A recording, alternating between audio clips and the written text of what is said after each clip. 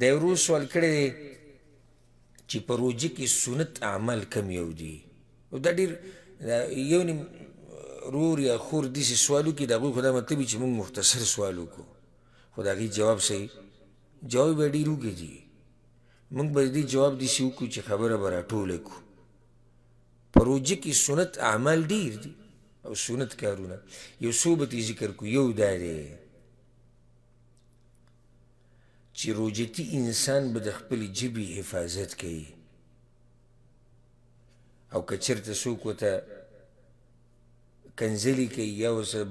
بدې ردې ورته وایي یا ورسره جګړه کوي نو دی به ورته څه وایي زما روژه انی صائم صحیح بخاري صحیح مسلم کې دا حدیث دی د ابو هریره رضی الله عنه چې روژتي انسان به داسې کوي دغه شان د روژتي انسان دپاره یو سنت عمل دا دی چې دی دې پېشمنۍ کوي حدیث کې راځي په صحیحینو کې دا حدیث د انس بن مالک رضی الله عنه پیغمبر صلی الله علیه وسلم وایي تسحروا فان فی السحور برکه پېشمنۍ کوئ په پېشمنۍ کې څه دي پېشمنۍ کې برکت دریم سنت عمل دا دی چې پېشمنۍ دې لیټ کړی شي یعنی سحر راختو ته نږدې دې پېشمنۍ وکړی شي په صحیح بخاري کې دا حدیث دی زید بن ثابت رضی الله عنه د پیغمبر صلی الله علیه وسلم سره پېشمنۍ وکړو او بیا هغوی منزلې لاړو خو وایي څومره ټیم و منځ کې وایي لکه 50 ایتونه چې ووایي معنی دا چې سحر ته نږدې پېشمنۍ کړی دغه شان څلورم سنت عمل دا دی په روژه ماتي کې تعدي کول څنګه چې نور ډوب شي روژه ماتی کول د سنت طریقه ده په صحیح بخاري صحیح مسلم کې حدیث دی لا یزال الناس بخیر ما عجلوا الفطر دا هغه وخته پورې خلک په خیر باندې دي چې څو پورې په روژه ماتي کې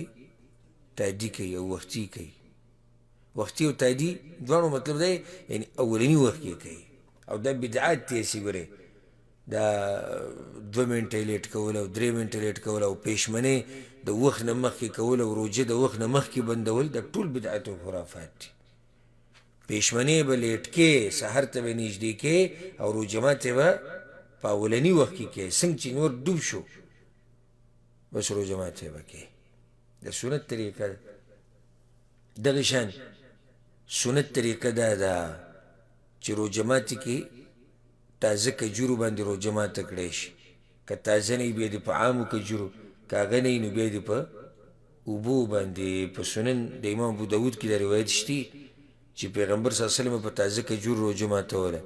که رطبات به نه و نو بیا په تمراتو باندې عامو کجورو باندې فان لم تکن حسوات مما که کجورې به هم نه وي نو بیا به اوبه وڅکړي دغه شان شپږم سنت عمل دا دی چې کله روژه ماته کې نو هغه ټیم کې مسنون ذکر ویل ذهب الظما وابتلت العروق وثبت الاجر ان شاء الله دغه شان یو سنت عمل دا دی چې روژتي انسان دعاګانو له ډېر زور ورکړي او ډېرې دعاګانې وغواړي مخکې حدیث ما بیان کوز دی تېر شوي سوال کې چې د روژتي انسان دعاګانې الله نه رد کوي دغه شان یو روایت کې داسې راځي امام بزار راوړی دی ګوره ډېر خوندور روایت دی ابو سعید الخدري رضی الله عنه پیغمبر صلی الله علیه وسلم وایي په روژه کې الله هره ورځ او هره شپه خلک د اور نه ازادوي په دې کې ورسره هره ورځ هم دي په روژه کې الله هره ورځ او هره شپه خلک د اور نه ازادوي به دې دپاره مې دا روایت وایي وان لکل مسلم فی کل یوم ولیله دعوة مستجابه او د هر مسلمان دپاره په ورځ او په شپه کې لازم داسې دعایي چې الله یې قبلوي او تاسو سوچ وکړئ یعنی د ټول رمضان د اول سر نه ول اخره پورې هره شپه او هره ورځ الله سبحانه وتعالی ستا دعا قبلوي پکې په هره ورځ او په هره شپه کې ستا یو دعا شتي چې الله یې قبلوي نو دعاګانو له زور ډېر ورکول پکار دي دا بس سنت اعمالو ما خو چې دا خبره دا خو تفصیلي جواب غواړي خو دا مختصر موږ یو څو ذکر کړو والله اعلم